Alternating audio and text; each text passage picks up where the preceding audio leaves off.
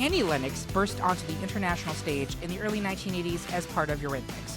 The British synth-pop duo, also featuring Dave Stewart, was at the forefront of pop music's new wave, and Lennox's appearance in the Sweet Dreams video, close-cropped, bright orange hair, and a bold men's suit and tie, created a captivating image that, when paired with her astonishing soulful voice, was impossible to forget. After several more hits with Eurythmics, Lennox went solo in the 1990s and became one of the most successful and awarded female British artists of the past 50 years. Over her career, she has won 8 Brit Awards, 4 Grammys, an MTV Music Video Award, Billboard Century Award, an Oscar, and a Golden Globe. She is also a passionate and celebrated philanthropist. So join us for this special Patreon-sponsored episode of The Great Pop Culture Debate as we attempt to name the best Annie Lennox song. Hey! Is this my turn? You want me to sing now? Okay, I'm going to spare you the screaming. I'm your host, Eric Rezsnyak, and I genuinely do need a man. On that note, please welcome the Patreon sponsor for this episode. He walked on broken glass to make this episode happen. I just have one question for Derek Makita. Why? What can I say? Annie put a spell on me, and now I'm hers. Work, diva. We have 2 special guest panelists for this episode. We could not do an Annie Lennox episode without some bona fide British representation, so please welcome back to the podcast Ashleigh Stiles, host at our UK-based network, Wizard Radio. Hi, Ashleigh. Hi, Eric. I've traveled the world in the 7 seas to be here, by which I mean traversing time zones. Thanks for having me. She literally has. Everybody's looking for something. Yeah. And finally, if you hear our next panelist ask, would I lie to you? You can safely assume the answer is a yes. Welcome back, Annie Lennox megafan Todd Rezsnyak. Now, would I say something that isn't true? Yes. Yes, he would. He's packed his bags and he's cleaned the floor, which is more than he ever did when we were kids. And up in the producer booth, we have Curtis Creekmore, whose withering stares put Medusa to shame. If you're curious about how we ended up with our bracket, become a Patreon supporter of our little show or listen to the 3-minute preview available wherever you listen to podcasts. And don't forget, you can head to this episode on greatpopculturedebate.com to find the listener bracket, as well as the 16 nominated songs. While you're there, check out some of our related episodes, including Best Tina Turner Song, Best Cover Song, and Best Solo Musician to Come Out of a Band, all available at greatpopculturedebate.com. With that out of the way, let's put a little love in our hearts and get into these debates. First up, the panel has unanimously decided to advance 1-seed Sweet Dreams Are Made of This by the Eurythmics, meaning that 4-seed There Must Be an Angel Playing With My Heart has been locked out of heaven. But Todd, you wanted to speak on Angel briefly. Yeah, the only thing I want to say is I can't imagine anything knocking out Sweet Dreams Are Made of This in the first round. It's a little unfortunate because this is a good song, but it certainly doesn't compare. To me, it's like a slow build. It's a slow burn. It's a song when I first heard it, wasn't really something that kind of caught my ear. But then as I've gone back and listened to like their greatest hits, I've picked up an appreciation for it. I think that there's something interesting with Eurythmics where you have some stuff that's very like pop, very radio friendly oriented. But then you also have a lot of songs that really aren't. And Derek talked a little bit about this in the intros, where they have stuff where they have songs that you don't really expect to be chart hits, but they kind of stick with you. And this is one of those. It's just, there was no way it was going to knock out Sweet Dreams. Yeah, for sure. And also, there's 2 different Angel songs that the Eurythmics has. Yes. There Must Be an Angel Playing With My Heart, and then there's Angel, which is a completely different song. I sometimes struggle to keep them apart, but they're both great songs. Thank you very much for speaking on that, Todd.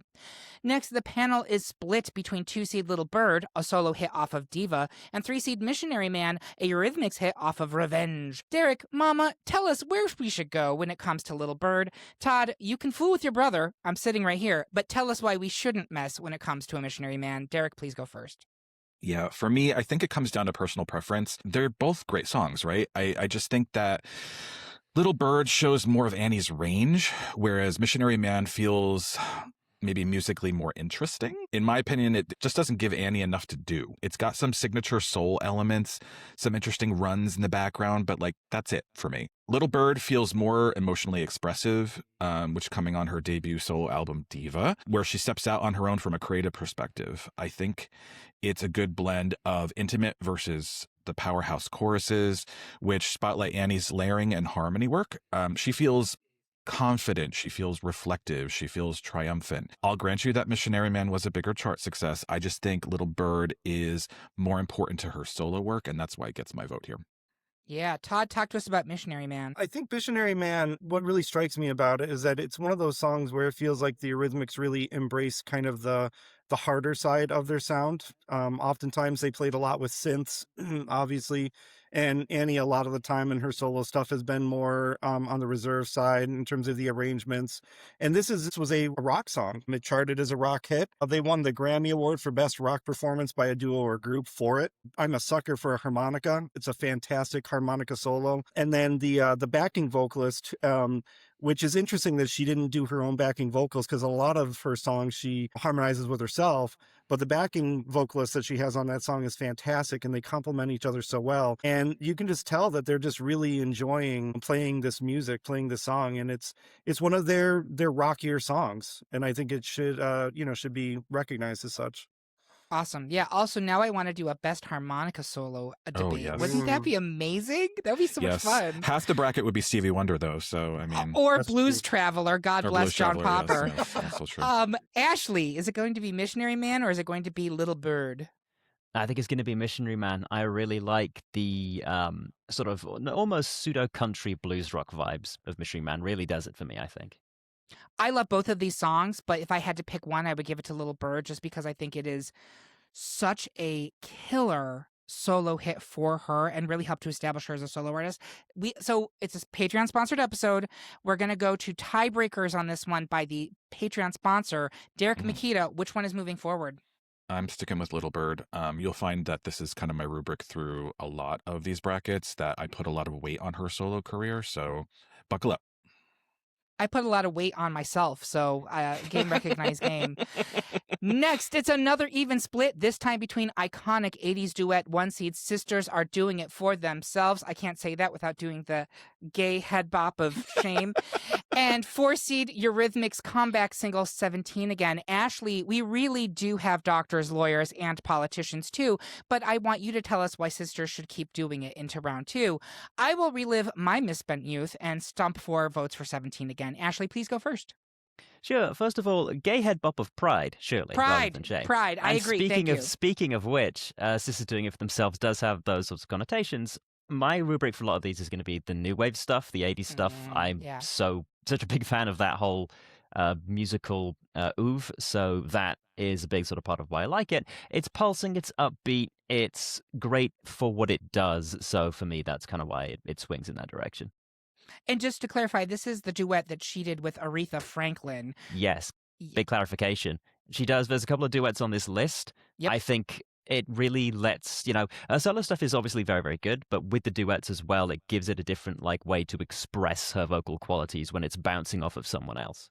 100. And just a sidebar, you can tell an artist's artist by how they collab with other people. And Annie Lennox has collaborated with so many people. You can tell how respected she is. And rightfully so. I don't think we've even really touched on one of the best female pop voices. Actually, I'm going to say female voices, period, because she does more than pop, of recent history. 100%. In my opinion. Yeah. Mm-hmm. Right. All right. I'm going to talk a little bit about 17 Again. So this song is off of the Eurythmics comeback album 1999 Peace, which bizarrely is now over 25 years old, and that total mindfuck. Thanks so much for that this morning, Annie Lennox. That said, to me, it still feels very early 2000s as a music piece.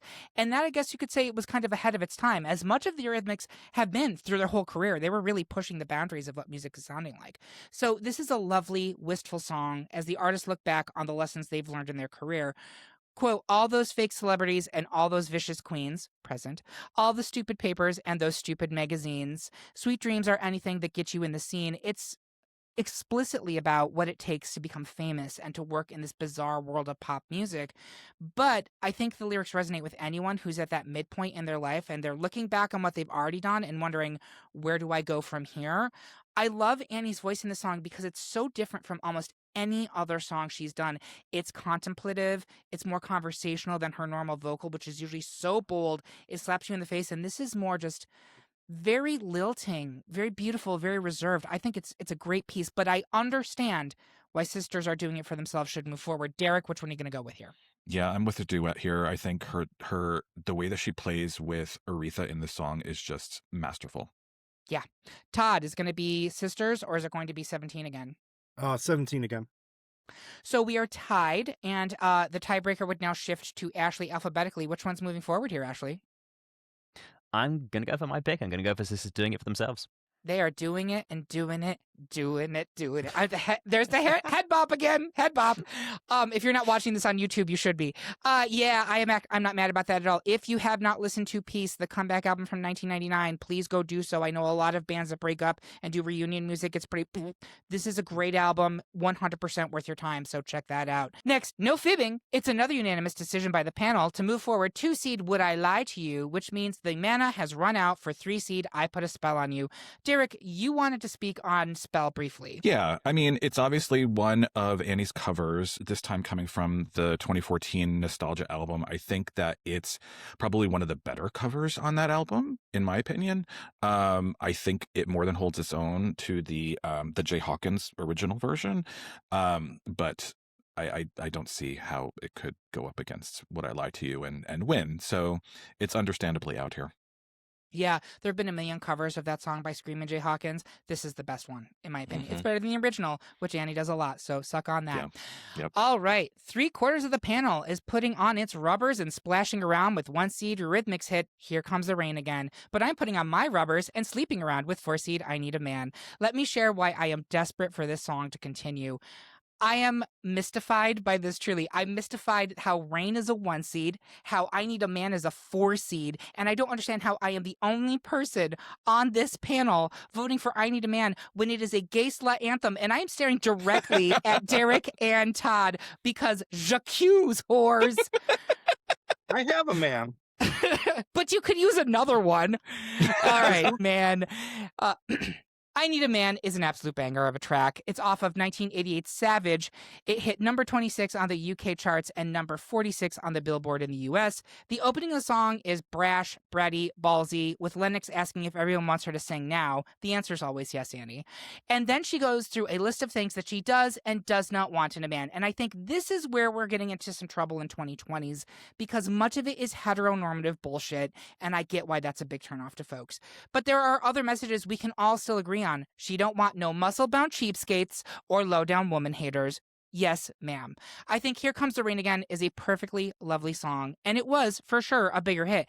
But it doesn't slap me across the face the way I Need a Man does. Also, every time I hear it, I think she's saying, Here Comes Lorraine again. Like she's totally exasperated at the return of this basic bitch who brings the whole vibe down. And to that I say, there had better be a drag queen named Lorraine again, and she had better be auditioning for Drag Race UK Season 8. Ugh, Here Comes Lorraine again. I'm assuming I haven't swayed anybody. Derek, you're sticking with Rain? You have not. The notion that this song would go up against Here Comes the Rain Again and win is laughable. I hear everything you're saying from a content perspective, but no. Ashleigh, you're sticking with Here Comes Lorraine again? Yes, I'm with Derek on the return of Lorraine. I think it's just such a, you were baffled at the 1-seed. I'm baffled that it would be anything other than a 1-seed. This is just such a tight, it's the other big Eurythmics song, really. It's so titanic in its sound. That really pulsing synth sort of beeps right the way through and gives it that nice little bass layer. Yeah, love it. But men, all right, Todd, is it going to be Rain or I Need a Man? First off, if nobody's going to take Lorraine again as a drag name, I will claim it. Perfect, thank you. Someone has to do it. That is phenomenal.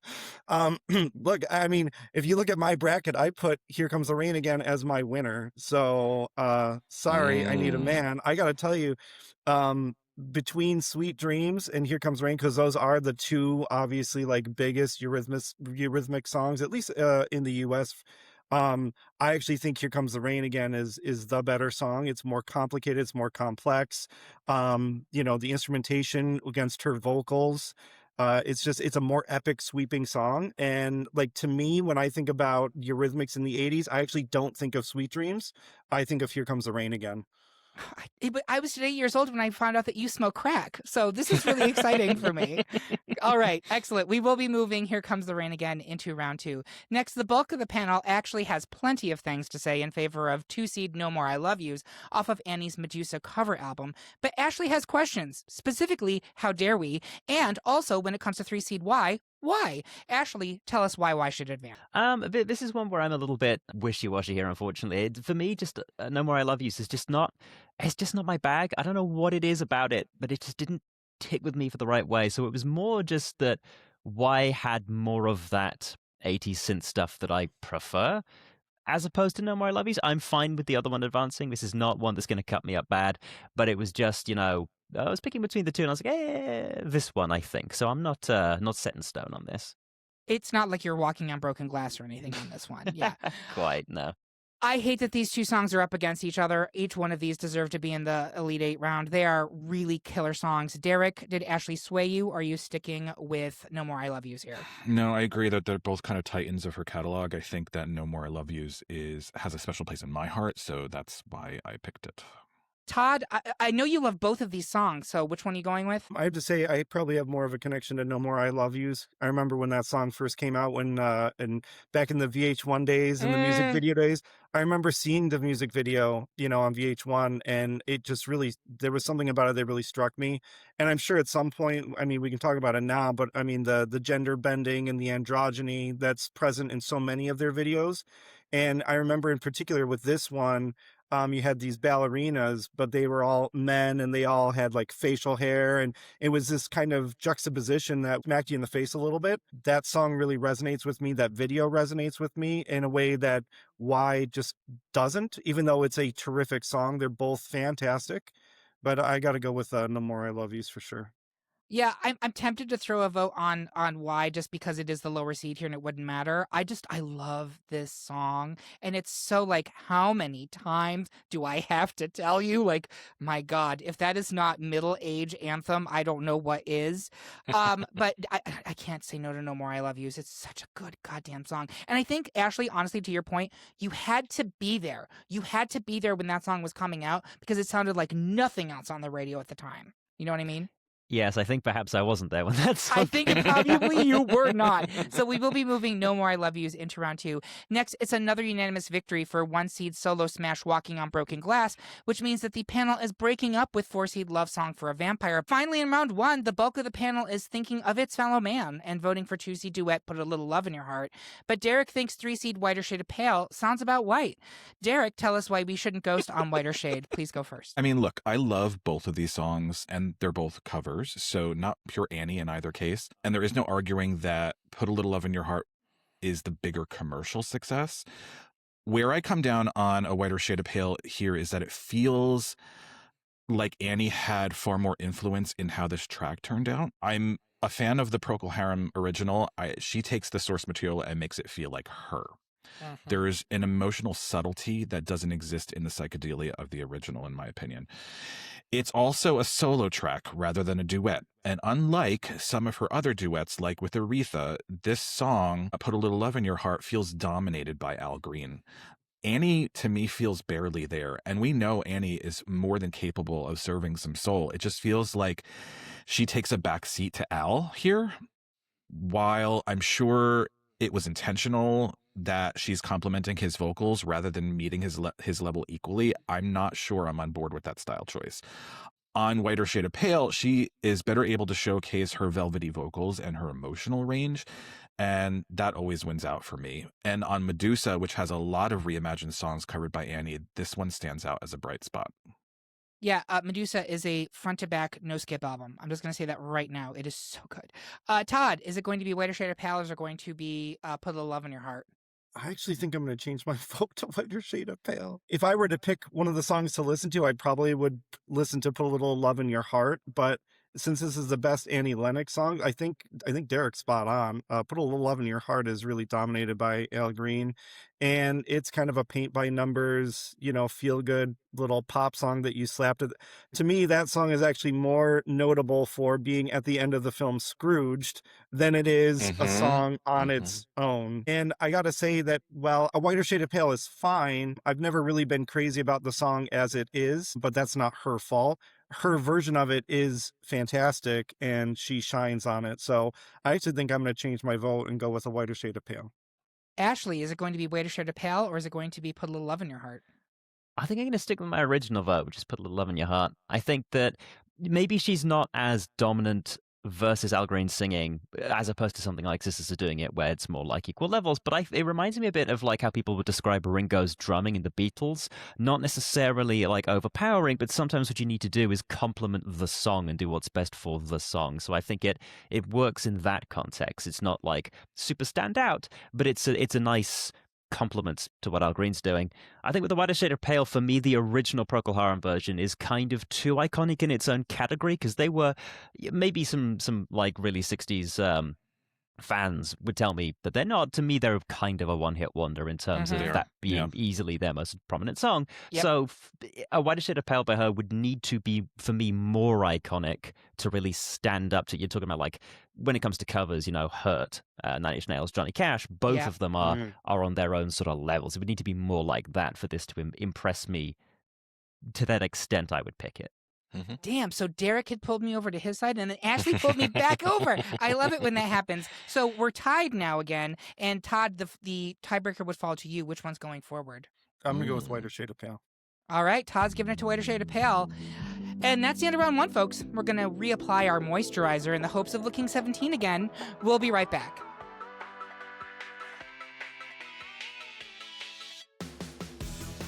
Is Captain Picard objectively the best Star Trek captain?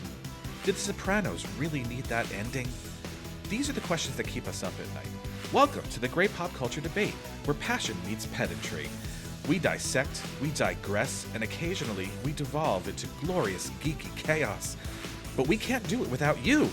Support the Great Pop Culture Debate on Patreon and unlock a treasure trove of bonus content, early access to episodes, exclusive bonus debates, and the chance to finally weigh in on that great Die Hard Christmas movie debate. Is it? Is it? Join the conversation. Support the Great Pop Culture Debate on Patreon, because some debates, well, they just need to happen. And we are back for round two of our Best Annie Lennox Song Debate. Before we get into the Elite Eight, I want our panelists to share their social media accounts, as well as the first time they recall being introduced to Annie Lennox. Derek, thank you so much for sponsoring this episode. Thank you so much for just everything you do. Where can people find you, and what else you're working on? How do you become acquainted with Annie? Yeah, you can find me on Threads and Blue Sky at DRKMKT. I'm not working on anything, just myself as usual. And how did I learn about Annie Lennox? It was definitely radio play. I think it started on more like top 40 radio and then slowly shifted into the 90s into adult contemporary, which we stand adult contemporary on this podcast, as we all know. And that's definitely how I became more acquainted with her newer 90s stuff. And then, like you all, BMG Music got me those CDs for a penny, and I think that's how I got Medusa and then subsequently Diva. So yeah, that's Annie in a nutshell for me. Yeah, I think it was literally the same Medusa then Diva for us because of BMG. And I'm still waiting to this day to get the bill for all of those CDs I got from them, because I know there's no way that was legal. Thank you so much. Ashleigh Stiles, welcome back. Ashleigh's a host on Wizard Radio, which is our podcast network over in the UK. You should check them out. Where can people find you? What are you doing? And how did you become acquainted with Annie Lennox? Well, you can find me there at wizardradio.com and listen to my show Sundays 9 till 10 UK time. You can also find me at ashstyles97 on Twitter. I mean to keep getting my Blue Sky set up. Haven't done that yet. In terms of how I found out about Annie Lennox, mostly just my parents' iPod. I was still sort of in that generational bracket where it was before iPhones, so it was their iPod. They were big, all things 80s for music for them. So that became then my musical taste. A lot of Bowie, a lot of Eurythmics, a lot of stuff like that. So that was my sort of lead in, really. That's what we say. You were raised right, because you were given the proper musical introduction. So thank you so much. Todd, where can people find you? What are you doing? How'd you become introduced to Annie Lennox? So you can find me at Todd Rezsnyak on like Facebook, Instagram, Snapchat, I guess. Not really on Twitter much after the whole Elon thing. So yep, that'll happen. What I'm working on right now, kind of in between some stuff. But honestly, like I said, the I've Got a Life song as an anthem for me is sparking some creativity. It's sparking some desire to go out and, mess some stuff up. So we'll see what's coming here in the next few months for me. In terms of how I got introduced to Annie, I mean, you know as well as I do, and it's very mirrors Derek. I heard obviously some of the Eurythmics songs on radio in the 80s, and then good old BMG and Columbia House music clubs or whatever got Medusa, and then we got Diva. And I remember being so excited for when Peace came out, because at that point, Medusa had only been out for a few years. I didn't even know that they had technically broken up. And then I heard that they had a reunion album, and I was so excited. So, I got Peace basically as soon as it came out and just wore that record down. Yeah. Thank you so much for coming on back. So the best place to follow us is on Blue Sky at gpcd.bsky.social or at Great Pop Culture Debate on Instagram or TikTok. You should also make sure to subscribe to our page on YouTube, where we're now posting the video for these debates. And guess what? We're now on Twitch at GPCD Twitch, so you can watch us play video games. We're figuring that out. It's very new. Bear with us. But what you really need to do is to sign up for our weekly newsletter, new every Tuesday at noon. It tells you about what's coming out in pop culture that week. Sign up by finding the link on this episode at greatpopculturedebate.com or via our link tree on any of our social media accounts. I will go a little bit further back than Todd since I'm older, and I distinctly remember watching the Sweet Dreams video on MTV in my youth and being like, what is even happening here? I think you have to acknowledge androgyny. I think that Annie Lennox was a huge impact on music videos and style and gender culture worldwide because of that video. I'm sure they would have been big just based on the music, but I do think that video in particular, it really was like a slap to the face to the world to be like, nope, we're not doing this anymore. And it allowed women to be a lot more free in their expression of gender in music videos and beyond. So always a trendsetter, always an icon. So let's get into round two so we can cut off all our hair, cross-dress, and sexually confuse an entire generation of music video viewers. To my point, the majority of the panel continues to think one seed Sweet Dreams should get its just desserts in the final four, but Derek refuses to leave the nest of two seed Little Bird. Derek, tell us why you wish you had the strength to fly Little Bird away from here. I will hold my head up and move Sweet Dreams along. I'll go ahead and go first because we haven't really talked about Sweet Dreams yet. So this song was their big breakthrough smash. It was not the first song that they released, but this was the one that really got people's attention. It has been inducted to the Grammy Hall of Fame. It is number 356 in Rolling Stone's 500 Greatest Songs of All Time. The U.S. Library of Congress added it to the National Recording Registry. It's a big effing deal, this song. And Lennox said that she wrote it feeling hopeless and nihilistic, which is so interesting to me because I never got that feeling listening to the song. It feels powerful and almost like you're scheming and you're trying to get ahead. But like, this is what Annie Lennox and the Eurythmics do so well. They take these really depressing topics and they turn them into these bops. There's something really cool about that, and I think they're better than just about anybody. This song is when the duo really started to experiment with synth pop sounds. They were both in their crappy little attic apartment fiddling around with synths, and they got the duetting synths going, and they're just like, oh wow, that's really cool. And then it just kind of spiraled from there. It is also apparently one of the most misheard lyrics in British history.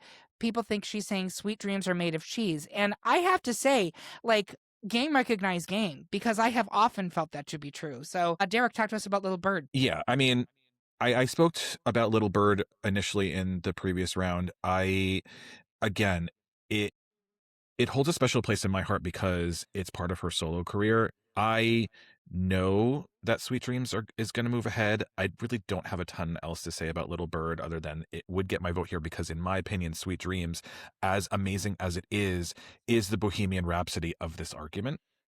And I think it's the expected answer, frankly. I don't disagree with that. Ashleigh, is it going to be Little Bird or Sweet Dreams for you? Sweet Dreams. Quick shout out to Little Bird. It's a good song. Yeah. But I think, we can throw around the word iconic, and we probably will a lot as we get towards the end of the bracket, but you can't ever use it enough for this song. This didn't just, bring them to the stage. This, as you were saying, is on the list of Rolling Stone's 500 Greatest Songs. This cemented them in history. This is the one where if you're talking about the Eurythmics in 50 years' time from now, you're going to be talking about Sweet Dreams are made of this. Absolutely. Todd, is it going to be Sweet Dreams or is it going to be Little Bird?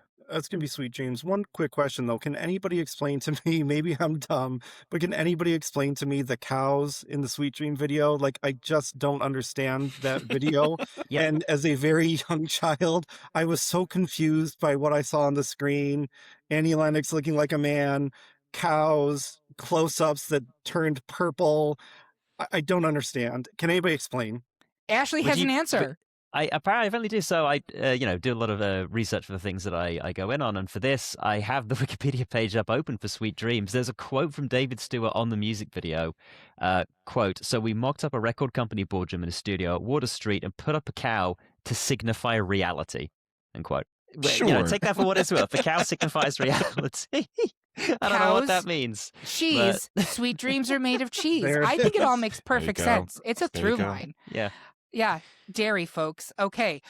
So that sounds like we are going to move Sweet Dreams into the final four. But I will say, I don't think Little Bird has been done on a lip sync for your life on Drag Race. And that is a shame because it is tailor-made for that.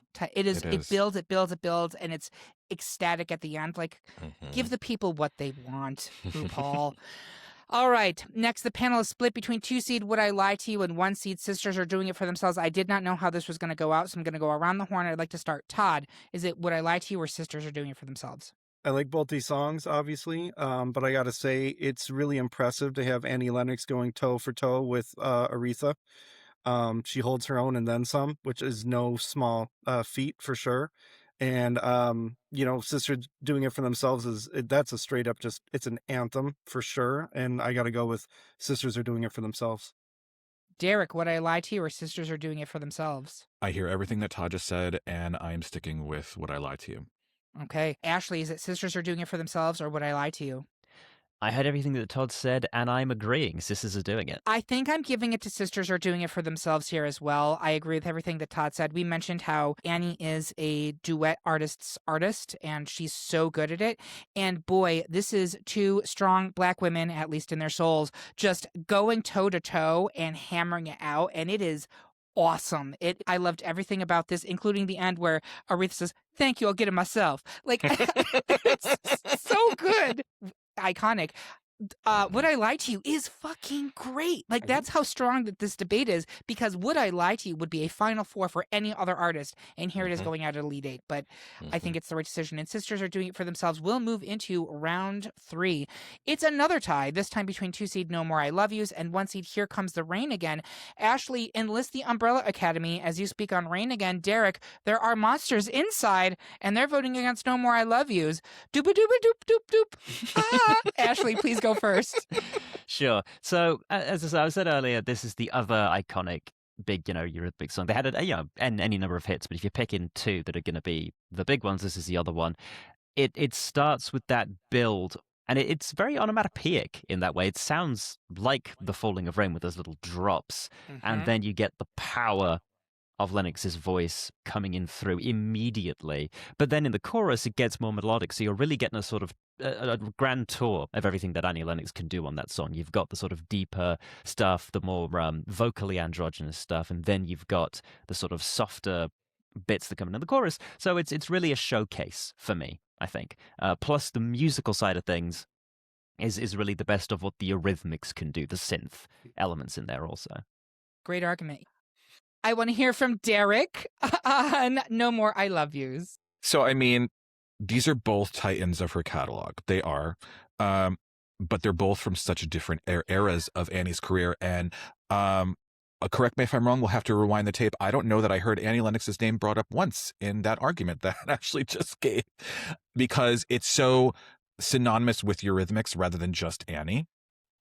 So for me, No More I Love Yous tips the scale by being important to Annie's 90s work. Despite it being a reimagining of the 1986 track by The Lover Speaks, this is a cover that, just like A Whiter Shade of Pale, feels so incredibly transformed by Annie as to be her own. Contrast this with Here Comes the Rain Again, which, while an incredible song on its own, again, it's overshadowed by her 80s work by Sweet Dreams.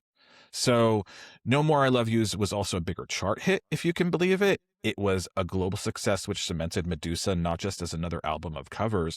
It showed Annie's kind of ability to breathe new life into songs that were once forgotten. And it showcased kind of like a maturity in her artistry that really blossomed in the 90s. It also has one of her most iconic music videos with a theatricality and a tone that were so indicative of her style, playing with gender in new ways. And finally, she won a Grammy for Best Pop Vocal Performance in 1996 for No More I Love Yous, which cemented this as one of her biggest hits in her very storied career.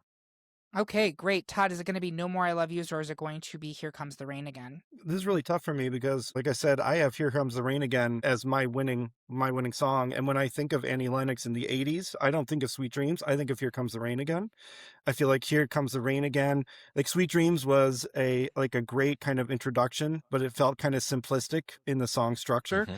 And I think Ashleigh, I think really nailed it, talking about how Here Comes the Rain Again feels like more of a more comprehensive kind of composition where you've got the instrumentation, you've got her voice, they tell a story. It's just so much more complex and mature than, say, Sweet Dreams. So for me, when I think of Annie in the 80s, I think Here Comes the Rain Again. When I think of Annie in the 90s, I think No More I Love Yous. For me, though, I have to say the one that really sticks with me the most is Here Comes the Rain Again. It does. This is surprising me more than anyone else. I actually am voting for Here Comes the Rain Again. And I agree with all the arguments that have been made. I love No More I Love Yous. And I argue that No More I Love Yous is what sold Medusa. And Medusa is what then got people to go back to Diva. Like, if you actually look at her solo career, this song is hugely important for it. It is also like Girls Just Want to Have Fun for Cyndi Lauper. Yes, this is a cover, but had you ever heard the original version of No More I Love Yous? No, I listened to it after the fact. It's not great. This is the definitive version of this song. So the fact that it's a cover doesn't really even hurt me at all. She took this and made it her own. But I think Here Comes the Rain Again.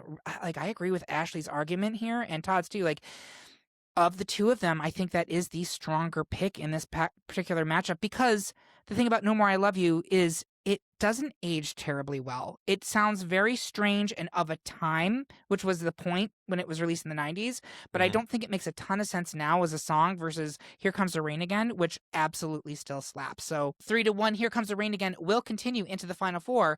We have one more split decision in round 2, as 1 seed Walking on Broken Glass is in danger of getting cut by 3 seed A Whiter Shade of Pale. I'm going to throw it to the group again.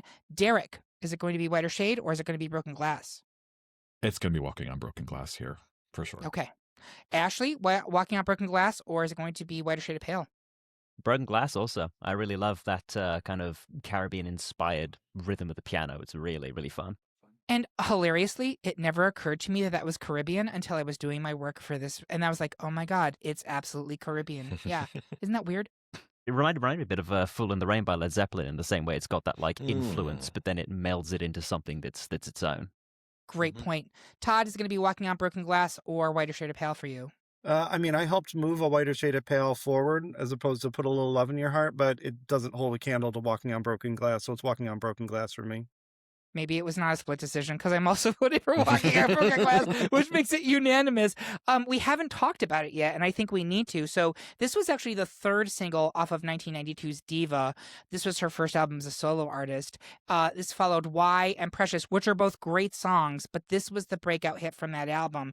And again, specifically, we talked about how Sweet Dreams in that video was essential to launching the Eurythmics as an international act. This video was essential for launching her as a solo act.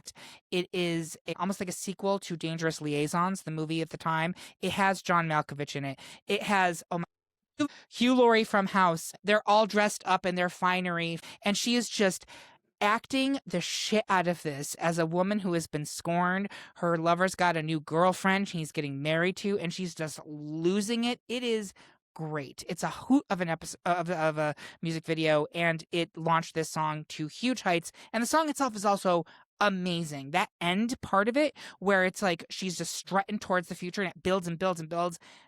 Oh God, I love it. It just gay dream come true right there. So we will be moving Walking on Broken Glass into the Final Four. And with that, we have our Final Four. We're going to take a quick break because the language is leaving me. I'm telling you, no more I love yous. We'll be right back. Another email newsletter? God, I know. But listen, the Great Pop Culture Debate newsletter, it's actually useful. Give us 3 minutes of your lunch break and we'll tell you all the coolest new stuff in pop culture that week. The biggest new movies in theaters, the hottest new albums about to drop, the TV shows everyone will be talking about. We bring it to you every ball. It's all thriller and no filler, and you'll also find out all the fun news from the podcast. Subscribe today at greatpopculturedebate.com/subscribe.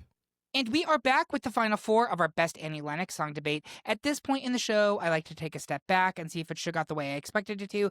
I also like to say at this point that no matter which option wins, we're celebrating all of these entries, and I hope nobody gets salty about what comes next. So we have a final four of Sweet Dreams Are Made of This, a 1 seed, versus Sisters Are Doing It For Themselves, a 1 seed. Here Comes the Rain Again, a 1 seed, versus Walking on Broken Glass, a 1 seed. That's 2 Eurythmics songs, 1 duet, and 1 solo song. Patreon sponsor Derek, how do we feel about this final four?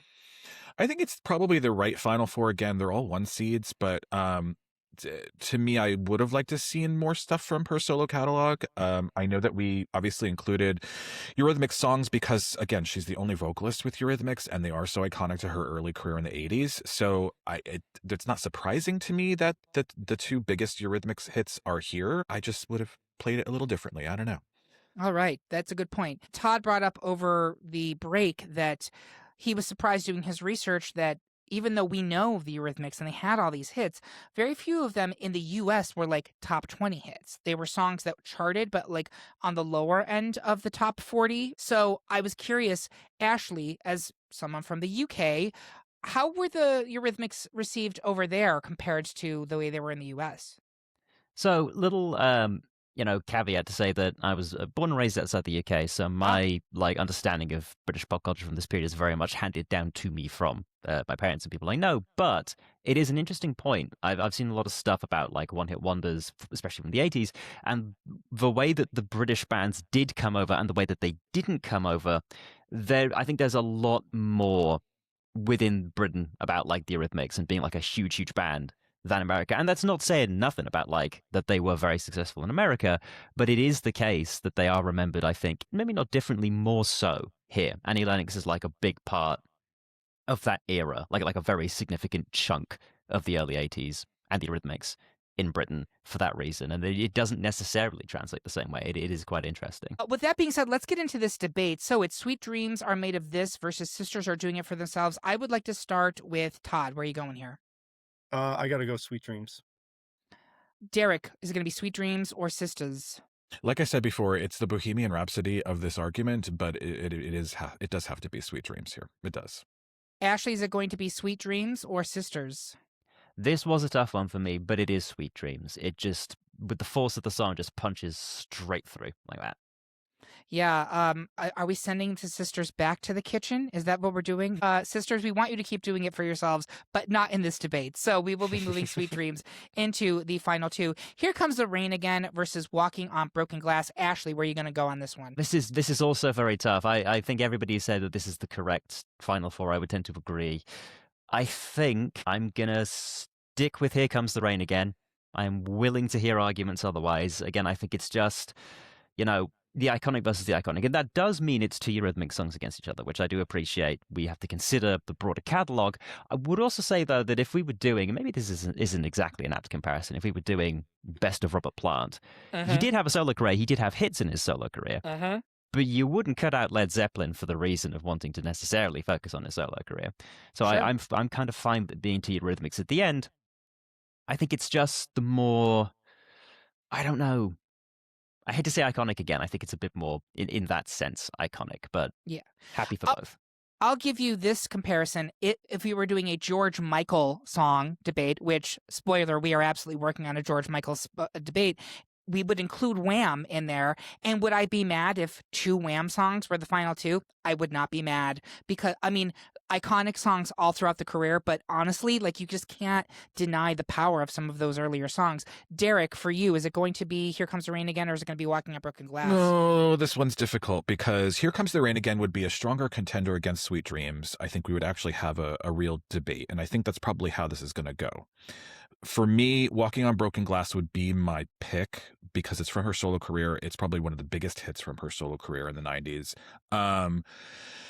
Do I think Walking on Broken Glass is a better song to go up against Sweet Dreams in the final? No, I don't. So I'm looking ahead and my heart says Walking on Broken Glass. My head says Here Comes the Rain Again. So I'm going to go with my head here. That sounds like a Eurythmic song right there. My heart is going one, my head is another. Todd, is it going to be Here Comes the Rain Again, or is it going to be Walking on Broken Glass? I have Here Comes the Rain Again to win, so Here Comes the Rain Again. I would vote for Walking on Broken Glass here. I hear everything that you just said. Is it partially because I want to have a solo track in the final two? Yeah, that's absolutely factoring into my thought one here. But I also, I love Walking on Broken Glass. It does that amazing thing that we alluded to before. It is a really difficult, emotional topic that is set to a jaunty little ditty. And this one is not just jaunty little ditty. Musically, it's brilliant. It's coming in with the pizzicato, we said Caribbean influence. It's got the rococo kind of video with it. It's got the passion in this voice. She's going from one extreme to the next so fluidly. And it is just, I'm sorry, I'm going to use this term.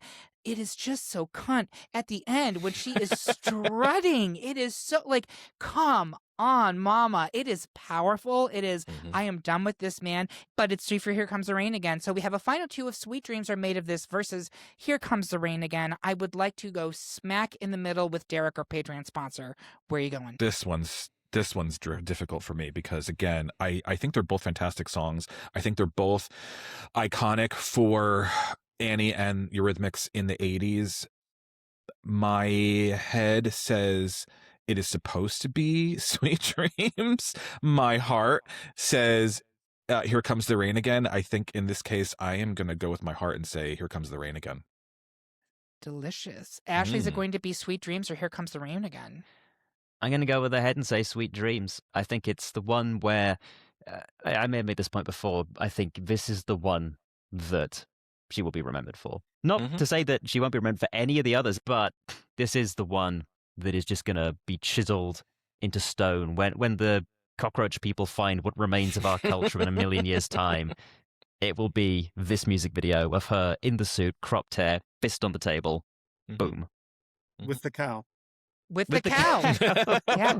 And they will wonder what that meant as well, and they will not know any more than we do. The cockroaches will be like, the fuck? Yeah. It all makes so much more sense now. I just thought that they were working at a farm. They're dancing in the pasture with their bass violins Cellos, or whatever amongst the cows. Yeah, amazing. Todd, is it going to be Sweet Dreams or Here Comes the Rain Again? It is tough. And I think that most people would, if you were to poll them, they would say, what's the most iconic Annie Lennox song? They would immediately say Sweet Dreams. But I also think that a lot of people, especially here stateside, I don't think that they've taken the time to really get to know the Annie Lennox catalog. And just a plug for her in general, I challenge people that are listening or watching this to go back and listen to the Eurythmics catalog and the Annie Lennox catalog. You can put together a playlist of easily probably 4 hours of songs that you're not going to skip a single one. Yep. And you can put together playlists that will match any frame of mind that you have. You want something somber for a rainy Saturday afternoon, you've got it. If you want something that you can kind of go to a jazzercise class, a Zumba class, you can do it. Jazzercise. But the point is that, again, this is just a plug for Annie, but I mean, she's got the range, she's got the material. I challenge anybody who doesn't really know Annie Lennox to really dive into the catalog. You're going to find some stuff that you really enjoy. That being said, I think that while Sweet Dreams is her most iconic song for very good reason, I think the better song between these two is Here Comes the Rain Again. That, to me, that song has stuck with me more than Sweet Dreams has, for sure. To Todd's point, you don't have to make a playlist because I've already made one for you. It has all 16 of these songs as well as all the submissions in the missed songs. There's going to be at least 40 songs on there. You can find it on this episode page at greatpopculturedebate.com, and I encourage you to do so. Gosh, this is tough. I did not vote for Here Comes the Rain Again in round one. I actually voted for something else. I think Sweet Dreams has the primacy argument, and it is a really powerful statement in pop culture. But which is the better song? Ooh, I don't know. I think I'm going to give it to Rain Again. I just think it's a more interesting winner. And Sweet Dreams is the most classic of the two, but which one's a better song? Here Comes the Rain Again. So there you have it, folks. Our pick for the best Annie Lennox song is Here Comes the Rain Again. Do you agree? Do you find yourself asking, why? Tell us how you really feel by leaving a comment on this episode at greatpopculturedebate.com or find us on Blue Sky or Instagram. While you're there, make sure you subscribe and follow the podcast. You can hear about what new debates are coming soon, vote in open polls, decide which topics we tackle next. I want to say thank you to my panel. Thank you, Derek, so much for sponsoring this episode. And thank you to Ashleigh and Todd for coming back to join us. And thank you for listening. If you love what you heard, consider supporting us on Patreon, where you can get even more exclusive content and you get episodes a whole day early. We hope you have a good one. And remember, Everyone is entitled to their wrong opinion. Ugh, here comes Lorraine again.